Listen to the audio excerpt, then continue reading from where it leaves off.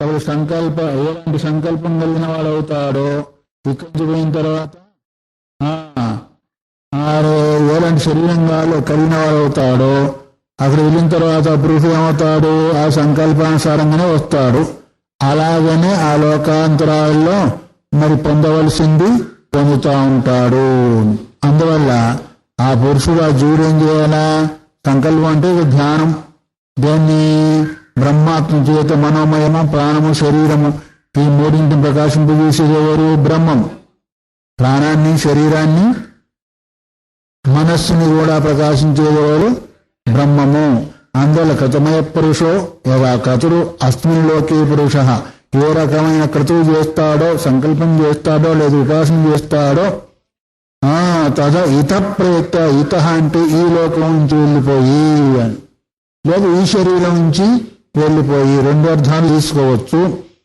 ప్రయుక్త భవతి, ఆ రూపాన్ని మళ్ళీ అతను అవుతాడు, ఆ రూపాన్ని ఆయన పొందుతాడు. సా క్రతుం పురవేత, అందువలనే క్రతువు చేయాలి. అది మనోమయము ప్రాణరూపము, అంటే మనస్సును ప్రాణాన్ని శరీరాన్ని కూడా భారూప ప్రకాశింపజేసేది అనే విషయాన్ని ఇత్యాది. తత్ర సంశయ, దీనిలో మనకు సందేహం కలుగుతుంది. ఏం సందేహం, కిమిహ మనోమయత్వాదిభిర్ధర్మై, ఇప్పుడు మనోమయ పురుష, ప్రాణమయ పురుష, శరీరమయ పురుష ఇట్లా కూడా అర్థం చేసుకోవచ్చు కదా. మనోమయ ప్రాణ శరీర అన్నారు, ఎవరు, పురుష. పురుష శబ్దం ముందు వచ్చింది, గుర్తుందా? అందువల్ల మనోమయ పురుష, ప్రాణమయ పురుష, శరీరమయ పురుష అంటే ఈ మూడింటిని గుర్తు చేసినందువల్ల జీవునికి వచ్చేసిందా, బ్రహ్మకు వచ్చేసిందా? జీవుడికే వచ్చేసింది. కాబట్టి మనోమయత్వై శారీర ఆత్మోపాస్యత్వేన వదిష్యతి. ఏంటిది, మనోమయత్వాది ధర్మాలు కలిగిన మనము, మనస్సు, ప్రాణము, శరీరము అనే ధర్మాలు కలిగిన వాడు ఎవడు, జీవుడు. అతన్ని ఉపాసించాలా. శారీర ఆత్మోపాస్యత్వేన ఉపదిశ్యతే, ఆ జీవుణ్ణి ఉపాసన జీవుని చెప్తూ ఉందా శృతి, లేదా హోసతి పరం బ్రహ్మేతి, పరబ్రహ్మను ఉపాసన చేయమని చెప్తుందా? ఎందుకంటే దానికి సంబంధించిన వాక్యం వచ్చింది కాబట్టి, పదాలు కూడా ఉన్నాయి కాబట్టి తత్సంబంధంలో చూసినట్టయితే ఇప్పుడు సశరీరమైన జీవుణ్ణి ఉపాసన చేయాలా, పరబ్రహ్మను ఉపాసన చెయ్యాలా అని. కింతావత్ ప్రాప్తం శారీర ఇది. ఇక్కడ ఇది పూర్వపక్షం వస్తుంది, నువ్వు సందేహం పడకూడదు. అందువల్ల ఇక్కడ జీవాత్మను ఉపాసన చేయాలా, బ్రహ్మమును ఉపాసన చెయ్యాలా? ఈ రెండిట్లో ఏది ప్రాప్తించింది అంటే శారీర ఇది, శారీరాంతర్గతమైన జీవుణ్ణి ఉపాసన చెయ్యాలనేది నిర్ణయమైంది. కుత, ఎందువల్ల అట్లా అంటావు నువ్వు అంటే తస్య ఈ కార్యకరణాధిపతి ప్రసిద్ధో మన ఆది సంబంధో న పరస్య బ్రహ్మణ. శరీరాంతర్గతమైన జీవుడికే కార్యకరణాధిపతి, కార్యానికి అధిపతి, కరణానికి కూడా అధిపతి. కరణాలు ఏంటి, సమస్త ఇంద్రియాలు కరణాలు, వాటి ద్వారా జరిగేది ఏంటిది, కార్యం. ఈ రెండింటికి కూడా అధిపతి ఎవరు, మనస్సు. దానికి కూడా అధిపతి ఎవరు, జీవుడు. అందువల్ల కార్యకరణాధిపతి ప్రసిద్ధో మనాది సంబంధ, మనస్సుతో సంబంధం ఉంది, కార్యంతో సంబంధం ఉంది, తర్వాత కర్ణాలతో కూడా సంబంధము ఉంది. ఎవరికింది, శరీరంలో ఉన్నవాడికి ఉంది, పరబ్రహ్మకు ఉందా? పరబ్రహ్మకు శరీరం లేదు, కార్యం లేదు, కరణం లేదు, మనస్సు లేదు, అసలే లేదు, బుద్ధి అంతకంటే లేదు. బుద్ధిని అంతకంటే లేదు, నువ్వు ఊరుకుంటావా? ఆయనకంటే ఆయన సంతోషిస్తాడు పాపం, మనకంటే బుద్ధిమంతుడు కాబట్టి. అందువల్ల ఇవన్నీ కూడా జీవ సంబంధం కానీ బ్రహ్మ సంబంధము కాదు. అందువల్ల మరి శుద్ధి కూడా చెప్పింది మీ బ్రహ్మను గురించి. అప్రాణం హి అమనా శుభ్ర, ఆయనకి ప్రాణం లేదు అంటే చచ్చిపోయినాడు. మనహ అంటే మనసు లేదు అంటే ఎవరిని పట్టించుకోడు కదా. అప్రాణ ఈ అమనహ శుభ్ర, అందువలనే శుద్ధమై ఉన్నాడు. మనం అన్ని పట్టించుకున్నాం కాబట్టి అశుద్ధమయ్యావు. ఆయన ఏం పట్టించుకోవాలి కాబట్టి మనసు లేదు, ప్రాణం లేదు. ప్రాణం లేని వాళ్ళు ఏమంటాం, శోభం అంటాం కదా. మనసు లేకపోతే మనసు లేని వాడిని ఏమంటాం, జడం అంటాము. నా పని నీకు మనసు లేదా అందుకని నువ్వు మాట్లాడలేదు అంటే అప్పుడు జ్వరం అన్నాడు అంటే నేమాత్రం కూడా పట్టించుకోవడం లేదని. సృష్టి జరిగినా స్థితి జరిగినా ప్రళయం జరిగినా ఆయన ఏం పట్టించుకునేవాడు. అది పట్టించుకునే ఆయన దగ్గర ఏమైనా ఉంటాయి కదా పట్టించుకునే దాని కొరకు. అందుకొరకు శరీరము మనస్సు బుద్ధికి అధిపతి ఎవరు చెప్పదు బ్రహ్మమా జీవుడా. ఈ బ్రహ్మకేమో ప్రాణం లేదు మనస్సు లేదు అందుకొరకు శుభ్రము అని చెప్పబడింది. అందువల్ల ఇక్కడ బ్రహ్మలింగం ఉందా జీవలింగం ఉందా? జీవలింగం ఉంది కాబట్టి ఇత్యాశుద్ధినను సర్వం కలిగిదం బ్రహ్మ ఇది సుశబ్దేనైవ బ్రహ్మోపాత్తం కథమ్య శారీరాత్మోపాస్య ఆశంకేత. సర్వం కలిగిదం బ్రహ్మ ఇదంతా కూడా బ్రహ్మస్వరూపం అన్నప్పుడు బ్రహ్మలింగం వచ్చింది కదా. మళ్ళీ శారీరం అనేది ఎట్లాగా నీకు సందేహం వచ్చిందని ఒకవేళ నీవు అడుగుతావేమో అవునా కదా. అర్థమైందా? సర్వం కలిగిదం బ్రహ్మ ఇది స్వశబ్దేనైవ సర్వము బ్రహ్మస్వరూపమే అని చెప్పినందువల్ల ఆ శబ్దం చేతనే బ్రహ్మం అనేది మనకు అవగాహన వచ్చేస్తుంది. కథమ్య శారీరాత్మోపాస్య మరి శరీరాంతర్గతమైన ఆత్మను ఉపాసించాలి అనేది ఎట్లా వచ్చేసింది అక్కడ నీకు సందేహం ఎందుకు వచ్చేసింది అని ఒకవేళ అంటావేమో నైష దోష అక్కడ దోషమేమీ లేదు. ఎందుకంటవా నా ఇదం వాక్యం బ్రహ్మోపాసన విధానం ఉపాసనా విధిపరం. ఈ వాక్యం ఏదైతే ఉందో బ్రహ్మోపాసన విధిపరంగా కనిపించడం లేదు, జీవోపాసన విధిపరంగా మనకు అవగాహనకు వస్తుంది. అందువల్ల ఎందుకు వస్తుందంటావా కింతరిహి క్షమ విధిపరం. అక్కడేం చెప్పమంది క్షమ ఉపాసీత అని వచ్చినా లేదా? తజ్జలానీతి శాంత ఉపాసి. శాంతం అంటే ఏంటిది? శమము. శాంతి కొరకు ఉపాసించు లేదు శాంతి పరకం కలిగి ఉపాసించు అని వచ్చింది కాబట్టి అక్కడ శమ అనే శబ్దం వచ్చిందందువల్ల ఎక్కడ క్షమ ఉపాసీత బ్రహ్మోపాసన క్షమ విధిపరమైనందువల్ల యత్ కారణం సర్వఫలితం బ్రహ్మ తజ్జలానిది శాంతోపాసిత ఇత్యాహ. అందువల్లనే ఏది కారణమై ఉందో అదే బ్రహ్మమై ఉంది, అదే సృష్టి స్థితి ప్రళయాలకు కారణమై ఉంది. దాని శాంత ఉపాస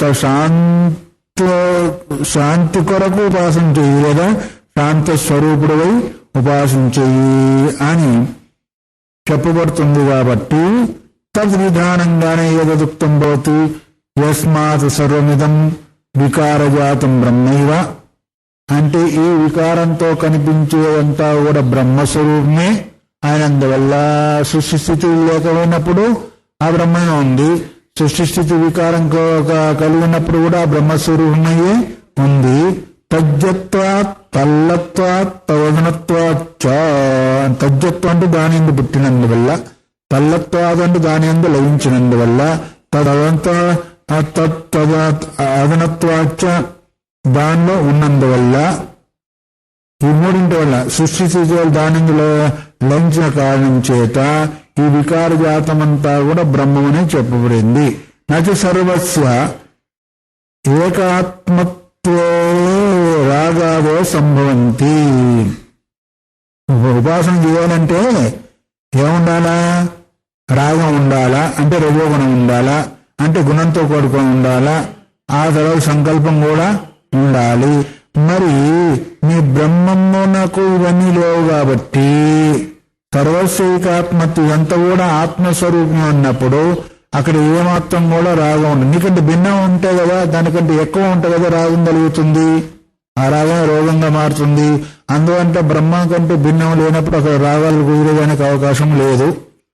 తస్మాత్ శాంత ఉపాసీతేతి. అందువల్లనే శాంతస్వరూపుడై ఉపాసన చెయ్యాలి అనే ఉద్దేశం చేతి చెప్పబడింది. కాబట్టి నచ సమవిధి పరత్వే సతి అనేన వాక్యేన బ్రహ్మోపాసన ఎంతు శక్యతే. క్షమవిధి అక్కడ క్షమ అనేది విధిపరత్వమైంది కాబట్టి ఆ వాక్యం చేత బ్రహ్మముని ఉపాసన చేయాలని నియంత్రించే అవకాశము లేదు. బ్రహ్మముని ఉపాసించమనేది నియంత్రించే అవకాశము లేదు. ఎందుకు అంటే అక్కడ రాగాదు ఉన్న కారణం చేత క్షమ విధి, క్షమం కొరకు శాంతి కొరకు విధి అక్కడ నిర్ణయించి చెప్పబడింది. కాబట్టి నువ్వు ఎక్కడికి పోతున్నావు అంటే ఫలానా కొరకు ఫలానా అంటాము. ఎందుకొరక అంటే ఏం చెప్తాం అక్కడ? పలానా పని కొరకు పోతున్నాం అన్నాం. నువ్వు వెళ్ళేదానికి లక్ష్యం ఏంటిది? ఆ పని. అట్లా ఇక్కడ ఉపాసన లక్ష్యం ఏంటిది? శమము. ఆ శమ విధిపరమైన కారణం చేత ఇక్కడ కూడా ఏంటిది? ఉపాసనంతో క్రతుం కుర్వీత ఇత్యనైన విధీయతే. శమం లక్ష్యం ఏంటిది? శమం. ఆ తర్వాత ఉపాసన ఏంటిది?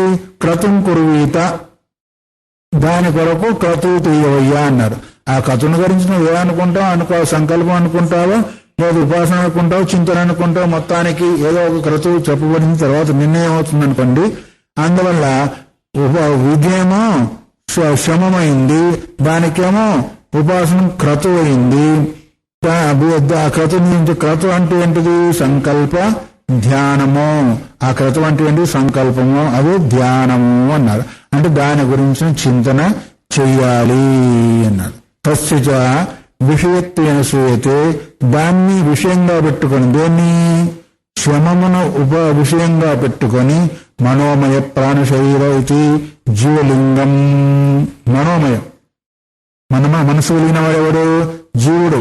ప్రాణం కలిగిన వాడు కూడా అతనే, శరీరం కలిగిన వాడు కూడా అతనే, ఈ మూడింటిని అధికారం చెలాయించేవాడు అతనే. అందువల్ల అదే జీవలింగం గాని బ్రహ్మలింగము కాదు. బ్రహ్మమునకు మనస్సు లేదు, ప్రాణము లేదు, శరీరం లేదు కాబట్టి అందువల్ల అతో బ్రహ్మ జీవ విషయమేతది ఉపాసనమితి. ఈ ఉపాసన ఏదైతే ఉందో జీవ విషయకమైందే కాని బ్రహ్మపరకమైంది కాదు అని ఈ రకంగా మనోమయ ప్రాణ శరీరాన్ని ఇత్యాది విషయాలంతా వారు చూసినట్టయితే ఏం కనిపిస్తుంది? మనకు జీవలింగం కనిపిస్తుంది కానీ బ్రహ్మలింగము కనిపించడం లేదు. అంతేకాకుండా సర్వకర్మ సర్వకామ ఇత్యాద్య విషయమానం పర్యాయేన జీవ విషయం ఉపపద్యతే. సర్వకర్మ సమస్త కర్మలు కలిగిన వాడు. తర్వాత ఇంకేంటిది? సర్వకామ సమస్త కోరికలు కలిగిన వాడు. సమస్త కోరికలు ఎప్పుడైతే వస్తాయో సమస్త కర్మలు కూడా వచ్చేస్తాయి. అందువల్ల ఇక్కడ కూడా సర్వకర్మ సర్వకామ అని చెప్పినప్పుడు దేని గురించి వచ్చింది? శ్రీరామన్ పర్యాణే జీవ విషయం ఉపపద్యతే. ఈ సర్వకర్మ సర్వకామ అనేది కూడా జీవునికి సంబంధం అవుతుంది కానీ బ్రహ్మం సంబంధించింది కాదు. సమస్త కర్మలు ఎప్పుడు చేస్తాడు? రాగం ఉన్నప్పుడు. తర్వాత ఆ రాగం ఎలా వస్తుంది? ఇంక పూర్వ సంకల్పాలు కూడా ఉండాల, పూర్వ సంస్కారాలు కూడా ఉండాల.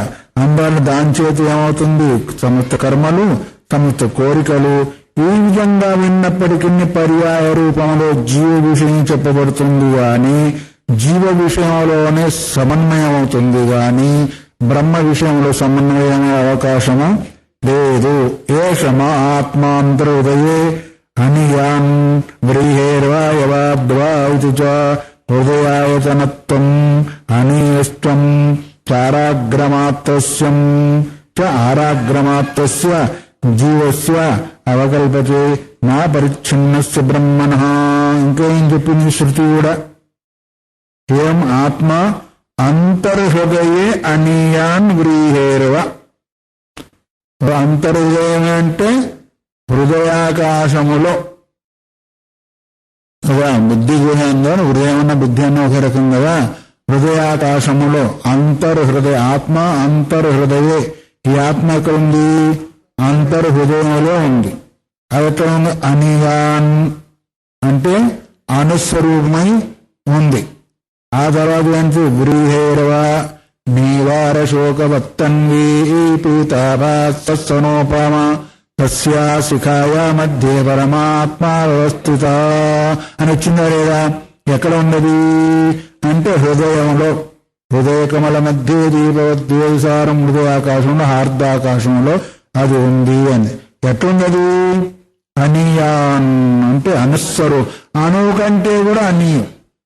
అది కేవలం అనీయాన్గా అణువుగానిలే. అణువు కంటే కూడా అనోరణీయాన్ అన్నారు కదా. అణువు కంటే కూడా అనుస్వరూపం అంటే చిన్నగా ఉన్నట్ట పెద్దగా ఉన్నట్ట? మరి మీ బ్రహ్మం పెద్దగా ఉంది చిన్నగా ఉందా? అనుస్వరూపం చెప్పబడినప్పుడు జీవుడు అణువే కదా, మరి చిన్నమై ఉన్నాడు. తర్వాత వీహేర్వా అణు అంటే ఎట్లా అంటే ఉరి అంటే ఏంటిది అంటే ఓట్ల గింజ. ముక్కు కాదు, నోరు కాదు, దాని చివరి భాగం దాని చివరి భాగం ఉంటుంది కదా, ఏమాత్రం కూడా మనం ఇదమిత్తం చెప్పలేనంత అది నివారం అన్నారు. వడ్ల గింజ ఇక్కడ వీ అంటే వడ్లను, యవాద్వా ఎవలు జవులు ఎవలు ఉంటాయి కదా, ఎవలా అంటారు మీ తెలుగులో, జవ్ అని హిందీ, యవ అని సంస్కృతం, ఎవలే అంటారు తెలుగులో కూడా, ఎవలు అంటారులే, ఎవలే. అది నవగ్రహ హోమంలో కూడా ఎవలు ఉపయోగిస్తూ ఉంటారు ఎవలుని. అది అయింది కదా. యవాద్వ ఇది హృదయతనత్వాతో, దానికి ఆధారం ఏంటిది? ఆయనకు హృదయమే ఆయతనం, ఆధారం. అక్కడ నివసిస్తాడు ఆయన. ఎక్కడ? ఇదంతా ఇల్లంతా తనదే అయినా ఆయన బెడ్రూమ్ ఎక్కడ? హృదయాకాశంలో ఆయన ఉంటాడు నెమ్మదిగా. ఆయతనం అంటే ఏంటిది? ఆధారం. తర్వాత అనియస్తం, ఒక స్థానం చెప్పబడింది, ఒక పరిణామం కూడా చెప్పబడింది కదా. ఒక స్థానము, మీ బ్రహ్మకు ఒక స్థానం అని ఒక పరిణామం ఉంది. ఆయనకి స్థానమే లేదు, ఉండడానికి అసలు స్థానం లేదు. మనకే స్థానం ఇంత కొనుక్కొని పెట్టుకున్నాము. మీ బ్రహ్మానికి అసలు ఉండడానికి స్థానమే లేదు. ఉందా? మరి జీవుడికి స్థానం ఉందా లేదా? హృదయ స్థానం ఆయనకు ఉంది. ఆ తర్వాత ఏముంది? ఇంకా అనియత్వం కూడా, సూక్ష్మత్వం కూడా ఉంది. దానికి ఆధారం ఉంది, అనియత్వం కూడా ఉంది. కారాగ్రమాత్రస్య జీవస్యావకల్పతే. ఆరా అంటే దాన్ని మనం చెప్పుకున్నాం కదా. ఆరాగ్రమస్య బాలాగ్రమాత్రం అనో ఇంకొకటి చెప్పబడింది. ఆరా అంటే వడ్ల గింజ అనే పేరు కూడా ఒక అర్థం వచ్చేస్తుంది. ఆరాగ్రమాత్రస్య అంటే అర్థమేమి? వడ్ల గింజ యొక్క అగ్రం యొక్క చివరి భాగం స్వరూపం ఉంది. జీవస్య అవకల్పతే అన్నాడు. జీవునికే ఇవన్నీ కూడా కల్పన చేయబడతాయి గాని నా పరిచ్ఛిన్నస్య బ్రహ్మణ, పరిచ్ఛిన్నుడు కాకుండా సర్వవ్యాపి సర్వాంతర్యామి ఉన్న మీ బ్రహ్మం మాత్రం ఇవి చెప్పబడవు. బ్రహ్మంకైతే సర్వవ్యాపి అయినప్పుడు అన్నిట్లో అవుతాడైనా మహాన్ అవుతాడు. తర్వాత సర్వవ్యాపి అని చెప్పినందువల్ల ఒక స్థానం నిర్దేశించ చెప్పబడలేదు. ఇంకా అంతేకాకుండా పరిచ్ఛిన్నులు కూడా కాదు. అందువల్ల ఇక్కడ పరిచ్ఛిన్నత్వము, ఆయతనత్వము, ప్రదేశము, అనుత్వము ఎన్ని రకాలు చెప్పబడినందువల్ల బ్రహ్మకు సంబంధించిందా జీవుడికి సంబంధించిందా? ఇప్పుడు ఉపాస్యుడు జీవుడా బ్రహ్మమా అంటే పూర్వపక్ష ప్రకారం చెప్పబడేది జీవుడే. నను జాయాన్ పృథివ్యా ఇత్యాద్యపిన పరిచ్ఛిన్నే అవకల్పత ఇది. అంతేకాదు జాయాన్ పృథివ్యా, పృథివీ కంటే కూడా పెద్దది. ఇత్యాద్యపిన పరిచ్ఛిన్ని అవకల్పతే. పరిచ్ఛిన్ని చెప్పొచ్చు కాదంటే అక్కడ కూడా నేను సమాధానం చెప్తాను, నేను తొందరపడకండి. నా తావా అనీయస్తం జాయస్తం చ ఉభయమేకస్మిన్ సమాశ్రయితం శక్యం విరోధాత్. అణు కంటే కూడా, అణువు మహత్తు కంటే కూడా మహత్తు అని చెప్పబడుతుంది కదా మా బ్రహ్మను. ఒకవేళ అంటావేమో అట్లా చెప్పడానికి అవకాశం లేదు. అయితే అనువైన కావాలా, ఒకటి మహత్వాన్ని కావాలా? అయితే అనువైన కావాలా? వాడు పొట్టిగా ఉన్నాడు, పొడుగా ఉన్నాడు అంటే ఒప్పుకుంటా ఉంటాడా? ఎవరైనా లావుగా ఉన్నాడు, సన్నగా ఉంటే ఎవరైనా ఒప్పుకుంటాడా? కాబట్టి ఒకటి ఉంటే రెండో దానికి ఉండేదానికి లేదు. ఆ సగం ముసలిది సగము వయసు అంటే ఎవరైనా ఒప్పుకుంటారా? ఒప్పుకోరు. అట్లాగే అదే అనవు, అదే మహత్తు అంటే లోపం ఒప్పుకోవడానికి లేదు. అందువల్ల ఇది పూర్వపక్షం నడుస్తుంది, ఉత్తరపక్షం తర్వాత వస్తుంది. తర్వాత సంగతి పూర్వపక్షం అడిగేది కూడా కరెక్టేనా కాదా? అనుత్వం ఉంటే మహత్వం ఉండదు, మహత్వం ఉంటే అనుత్వం ఉండదు, రెండో దగ్గర ఉండేదానికి అవకాశం లేదు అని కదా. అది సత్తా, ఆ సత్తా, అది సత్తా అనే దాని దగ్గర కూడా అదే చేసేదానికి అవకాశం వచ్చింది. అందువల్ల ఇక్కడ కూడా మరి అనియస్తం జాయస్తం చ ఉభయం ఏకస్మిన్ సమాశ్రయితం శక్యం విరోధాతో అన్నారు. ఎందుకంటే అణువు అయితే మహత్తయ్యడానికి లేదు, మహత్తయితే అణవయ్యడానికి లేదు, రెండు ఒక దగ్గర ఉండేదానికి లేదు. ఎందుకంటే విరోధం. లావుత్వం సన్నత్వం ఎట్లయితే విరోధమో, పొడిగిత్వం పొట్టిత్వం ఎట్లయితే విరోధమో, అల్పత్వం మహత్వం కూడా విరోధం. ఒకటి ఉంటే రెండో, దరిద్రం ఉంటే ధనం ఉండదు, ధనం ఉంటే దరిద్రం ఉండదు. వాడు ధనవంతుడు దరిద్రం అంటే బుద్ధితో అయితే కావచ్చు, కానీ వాడికి తినేదానికి లేదని కాదు ఉపయోగించుకుంటే. అందువల్ల ఎక్కడ గాని శాస్త్ర దృష్టి, లోక దృష్టి రెండింటిని అనుసరించి వెళ్ళవలసి ఉంటుంది. ఇప్పుడు ఇక్కడ చేసేది ఏంటిది? లోక దృష్టిని అనుసరించి పూర్వపక్షం నడుస్తూ ఉంది. అది అనవంటవా మహత్వం అయ్యేదానికి లేదు, మహత్వం అంటావా అనవేయడానికి లేదు. మరి సర్వం కలిగిన బ్రహ్మ నువ్వే చెప్తున్నావు కదా.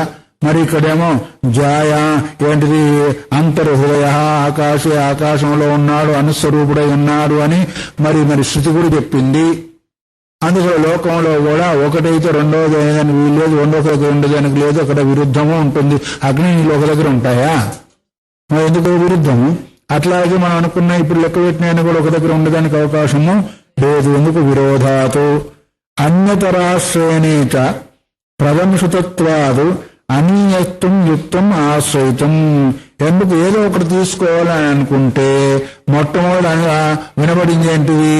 అనుత్వం. అనోహనీయాన్ మహత్వమనీయాది కదా. అందుకొరకు ఏదో ఒకటి తీసుకోవాల్సి వస్తే మేము అనువునే తీసుకుంటాము.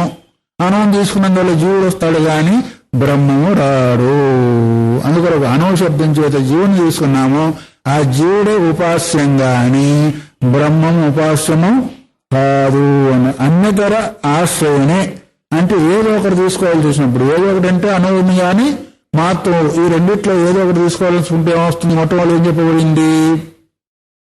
అదే అన్నాడు.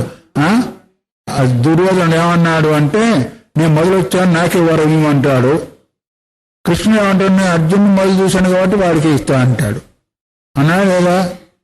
లోక దృష్టిలో మనకు ఉపమానం ఉందా లేదా? నేను మొదలు వచ్చాను నాకు ఇవ్వని దుర్యోధనుడు అంటే నువ్వు మొదలు వచ్చావు, నేను మొదలు చూసింది ఎవరిని? అర్జునుడిని. అట్లాగే ఏదో ఒకటి తీసుకోవాలనుకున్నప్పుడు అనోహో అనీయాన్ మహతో మోహియాన్ అని శృతి చెప్పిందా లేదా? అదొక మొట్టమొదటి వచ్చింది కాబట్టి అనువునే తీసుకుంటాం మేము. అందులో అనువుని తీసుకున్నది వ్యవస్థ. ఇప్పుడు జీవుడు వస్తాడా బ్రహ్మ వస్తాడా? జీవుడు వస్తాడు.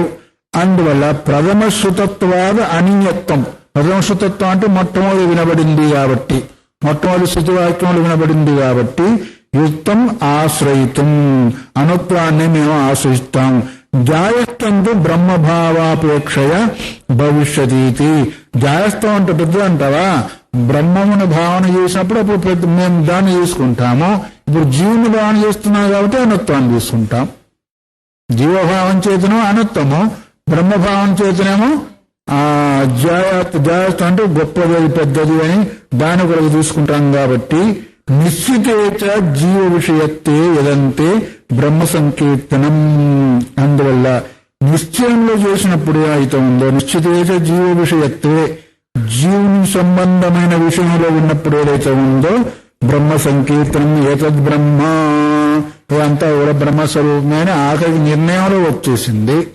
కాబట్టి ఆ నిర్ణయ వాక్యం వేరు, ఉపక్రమ వాక్యము వేరవుతుంది. కాబట్టి తదపి ప్రకృత పరామర్శార్థత్వా జీవ విషయమేవ.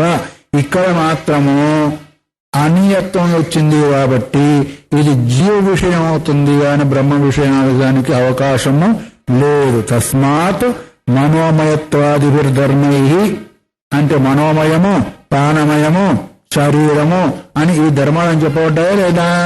చెప్పబడినందువల్ల ఈ ధర్మాలను అనుసరించి బ్రహ్మకు సంబంధించవు కాబట్టి జీవునికే సంబంధిస్తావు కాబట్టి ఏం చేస్తాము? జీవ ఉపాస ఇత్యేవం ప్రాప్తే బ్రహ్మ. జీవుడే ఉపాసింపదగిన వాడు, బ్రహ్మము కాదు అని ఇంతవరకు పూర్వపక్షం తీసుకొని వచ్చారు. ఉత్తరపక్షంలో మన సమన్వయం అయితే కావచ్చు. ఇప్పుడు పూర్వపక్షం కూడా ప్రశ్న వేసేది సమంజసమా కాదా? సమంజసం కాబట్టి వేస్తున్నారు. అట్లా సంశయాలు వస్తున్నాయి కాబట్టి దాని నిర్ణయం కొరకే ఈ పాదం 2 పాదాలు ప్రారంభమైన మొదలు చెప్పాడు లేదా? అందుకొరకు మనం ప్రశ్న వేసేటప్పుడు కానీ చింతన చేసేటప్పుడు కానీ మనకు తెలిసిందాన్ని మనమే చేస్తావా? నోరు మూసేస్తాను. ఊరుకోవా లోకం ఎట్లా ఉంది నువ్వేంటి చెప్పేది అంటాడు. లోకాన్ని గుర్తు చేస్తూ దాన్ని విచారించి అది కాదు ఇదని చెప్పే సామర్థ్యం మనకు రావాలి. ఒకేసారి కాదంటే ఏమవుతుందంటే వీరికి ఏం తెలియపో అన్నట్టుగా ఉంటుంది. అందుకొరకు పూర్వపక్షం వేసింది కూడా అనువైతే మహత్తు కాదు, మహత్తు అయితే అనువు కాదు, రెండు ఒక దగ్గర ఉండడానికి వీల్లేదన్నాడు. దాని సమాధానం ఏం చెప్తావు తర్వాత సంగతి కదా.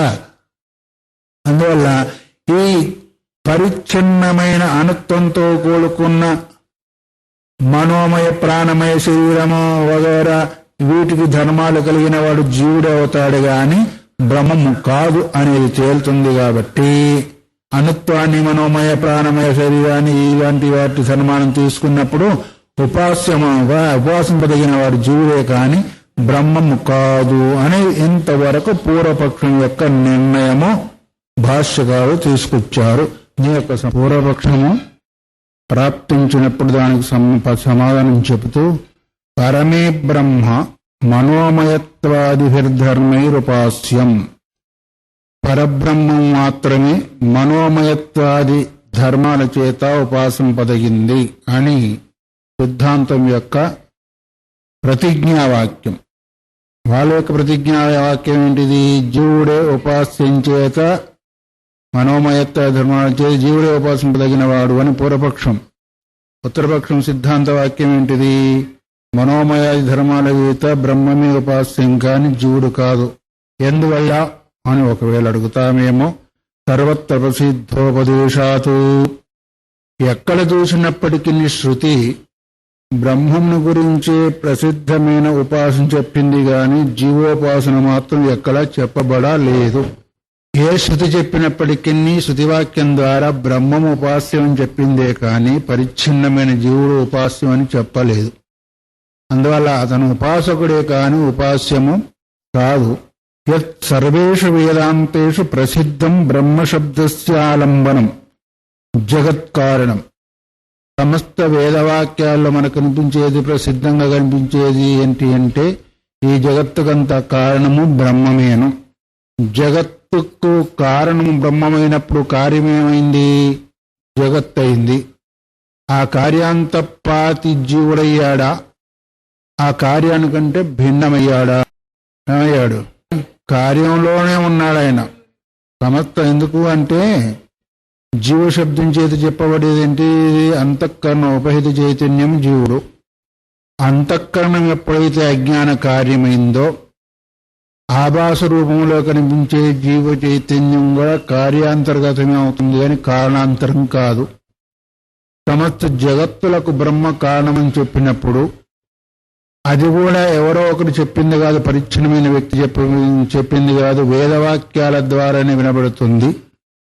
అందువల్ల ప్రసిద్ధం బ్రహ్మశబ్దస్య ఆలంబనం. ఆలంబనం అంటే గుర్తు. ఏం గుర్తు? ఉపాసన చేసేదానికి ఆలంబనము శబ్దం ద్వారా ప్రతిపాదింపబడే ఏ తత్వం ఏదైతే ఉందో అదే ఆలంబన రూపంలో చెప్పబడింది. అదే జగత్కారణమని కూడా చెప్పబడింది. ఇంత విశాలమైన జగత్తు కారణమైన వాడు బ్రహ్మమే అవుతాడు గాని జీవుడయ్యేదానికి అవకాశము లేదు. అందువల్ల ఇహచ సర్వం ఖలిదం బ్రహ్మ ఇది వాక్యోపక్రమే. ప్రారంభంలో ఏం ఉపక్రమం చేశాడు? ఇదం శబ్దం చేత చెప్పబడే ఈ జగత్తంతా కూడా బ్రహ్మమని ప్రారంభం చేశాడు. ప్రారంభం వాక్యం ఏదైతే ఉందో అది ఉపసంహార వాక్యంతో ఏకవాక్యత్వం వచ్చినప్పుడు ఒకే వస్తువును బోధిస్తుంది అని నిన్న మొన్న మనం అంతా చెప్పుకున్నాం. కానీ ప్రారంభ వాక్యం ఏం చెప్పింది? ఇదం శబ్దవాక్యమైన ఈ జగత్తంతా కూడా బ్రహ్మమేను. ఎట్లాగా ఒకసారి మనం చెప్పుకున్నాం, ఈ కుండల రూపంలో కనిపించేదంతా కూడా మట్టేను అని ఎట్లయితే అనుకున్నామో ఈ జగత్ రూపంలో కనిపించేదంతా కూడా బ్రహ్మమే అని ప్రారంభవాక్యం చెప్పబడినందువల్ల శృతం తదేవ మనోమయత్వాది ధర్మైర్హి విశిష్టం ఉపదిశ్యతే ఇది. అందువల్ల ఇక్కడ కూడా మనోమయత్వాది ధర్మాల చేత విశిష్టమైన ఆ బ్రహ్మమే చెప్పబడుతుంది, ఉపాస్యత్వం చేత ఉపదేశింపబడుతుంది అని మనకు అవగాహనకు వస్తుంది. ఎందుకంటే పరిచ్ఛిన్నమైన వస్తువు ఎప్పుడు కూడా ఉపాస్యం కాదు. ఏకదేశంలో ఉండి విశిష్టమైన గుణాలతో కూడుకున్న ఆ తత్వము ఇంకో ఏకదేశమే విశిష్ట గుణాలతో కూడుకున్న తత్వం ద్వారా ఉపాసన చేయబడదు.